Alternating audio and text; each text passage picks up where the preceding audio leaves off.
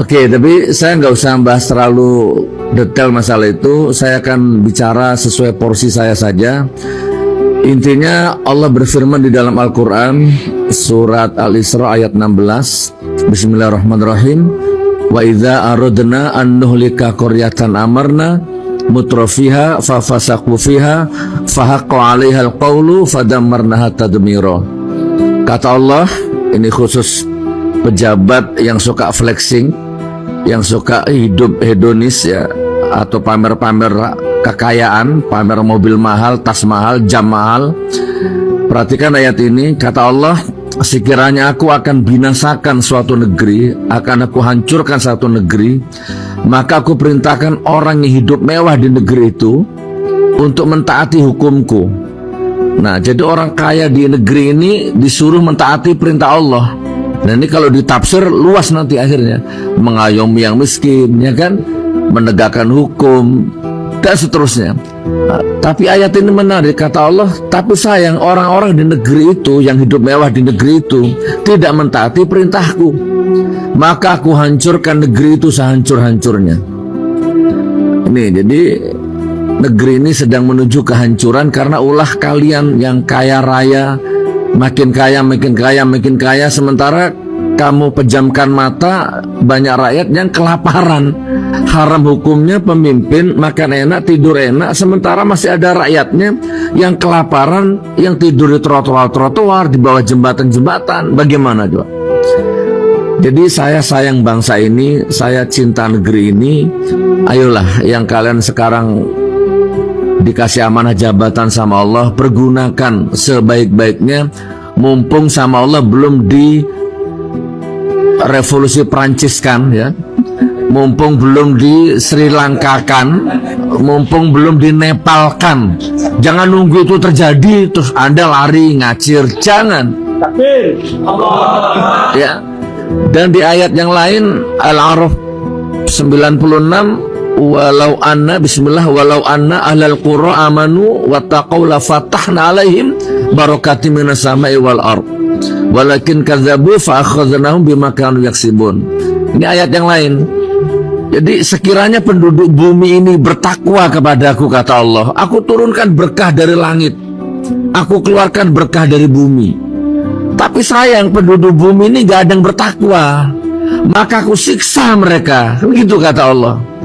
Ayolah, jadi yang menghancurkan negeri ini, yang membuat negeri ini bangkrut, kocar-kacir ini bukan kami. Gitu. Coba lihat negara-negara lain, gak usah jauh-jauh, Malaysia saja. BBM-nya itu lebih murah dari Indonesia, untung terus. Negara-negara lain tuh loh, BBM-nya murah, untung. Lah di Indonesia nih BBM-nya mahal, rugi. Kan aneh gitu. Yang kaya makin kaya, yang miskin makin miskin. Berarti ada yang salah, saudaraku. Nanti dihancurkan sama Allah. Dan sudah dikasih contohnya. Jadi ini dalam jadi pelajaran untuk yang belum dihancurkan sama Allah. Saya closing statement ya. Mumpung ini kesempatan yang sangat baik ini, Pak Prabowo ya. Ini untuk Anda Pak Prabowo.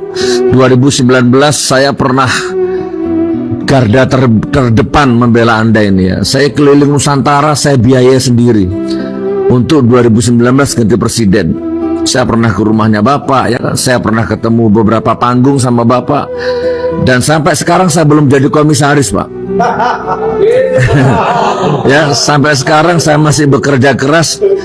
Sekedar tahu saja, saya keliling Nusantara membangun 1000 masjid, target saya waktu itu.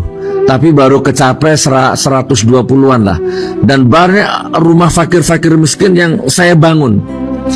Walaupun saya bukan menteri sosial, walaupun saya bukan pejabat. Dan ini saya sampaikan kepada Pak Prabowo bukan dalam rangka pamrih, pamer, cari muka, bukan.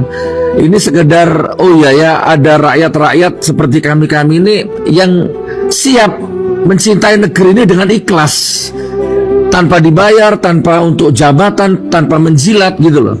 Bahkan sampai detik ini Pak Prabowo, saya belum punya foto berdua dengan Anda.